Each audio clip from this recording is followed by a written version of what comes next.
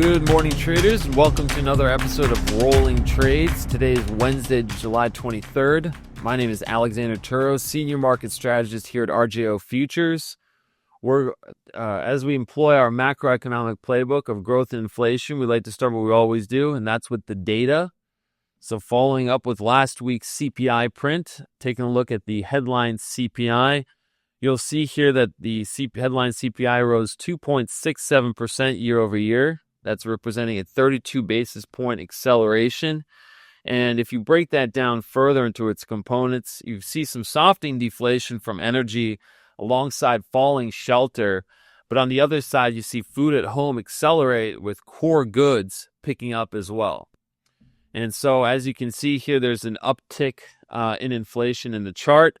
But we expect July, as it be represented in August, to be a temporary pause with broader reflationary trend continuing the second half of 2025, which is primarily going to be driven by accelerating goods inflation, which is a pass-through along from the tariffs, which, again, this would underscore our broader theme of stagflation, where we see higher inflation, sticky, persistent higher inflation for longer, and slowing growth.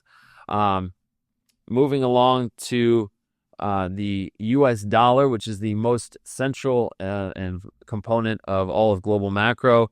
The U.S. dollar has debased now over 10% since the beginning of the year. If you take a look on the other side of that, you see the broader global economy has continued to sustain its momentum, with countries in the Eurozone like Germany, Sweden, continue to move higher, and commodity-oriented countries like Australia, they're moving higher on the back of shifting global supply chains, along with that U.S. dollar down now, again, more than 10% from its peak. And so what that does is that creates these tailwinds along with the easing global financial conditions that we have seen globally here.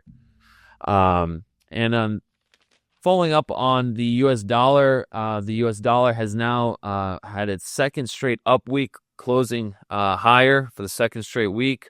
We've identified trend closer to 99.5. So that will be our line in the sand there.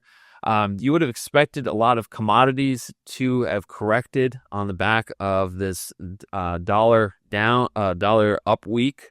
But that has not been the case with the CRB index, which is the basket and blend of 19 commodities, closing at its cycle high last week. We're going to go ahead and move forward here and discuss a couple of specific sectors within this asset class more broadly, one of which is going to be silver. Silver this morning is at a 14-year high, just nearing the $40 an ounce. Near-term upside target would be $40 to $42. Again, that all-time high comes in closer to $50 an ounce. That's on the back of the strong industrial bid that you're seeing in silver, coupled with this fundamental deficit in supply, which we're now seeing for the fifth consecutive year. Moving along to copper, we have seen copper continue to accelerate here this morning. It's at an all-time high. On the back of that, you have, which continue to underpin, has been China. China has been re-accelerating here into Q3 with the Shanghai comp over 6.5% just in the last month alone. China has been greatly expanding their infrastructure, which has continued to bid. And so we're continuing to advise clients here to be buying effectively the entire metals complex in gold, silver, and copper on any breaks and dips. Lastly, we're going to finish out here on the S&P 500, the SPOOs here. We brought this chart up a couple of weeks ago. We're on the pod. This is a rising wedge formation, which we have not yet broken in either direction. The S&P 500 has continued to make its slow grind and ascent higher here on the back of the flows into the machine. Again, 90% of the flows are dominated by the systematics, which include your risk parity, your vol control, and your CTAs. We are now in a positive gamma regime, which suggests that dealers, in order to stay market neutral, They have to be buying on red and selling on green into strength, which creates this volatility suppression, which allows for this price action that we've been seeing here.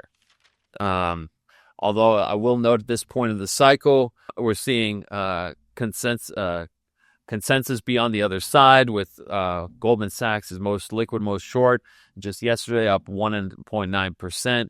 And I will note that we have the 13th widest spread between the S&P and its equal weight component in the last 25 years. So there's clearly a lot of dispersion going on under the hood if you take a look further underneath and the components. So that brings us to looking ahead. We have next week, we're in the thralls of earnings season, along with Chairman Powell, who will be speaking at a Fed interest rate decision. No decision is expected next week. We're pulling forward expectations in September and December for 2 cuts, along with the important jobs print on Friday. So, traders, if you have any questions or would like to discuss further, please give us a call here at the trade desk at 800-826-1120. Again, my name is Alexander Turro. Thank you for listening.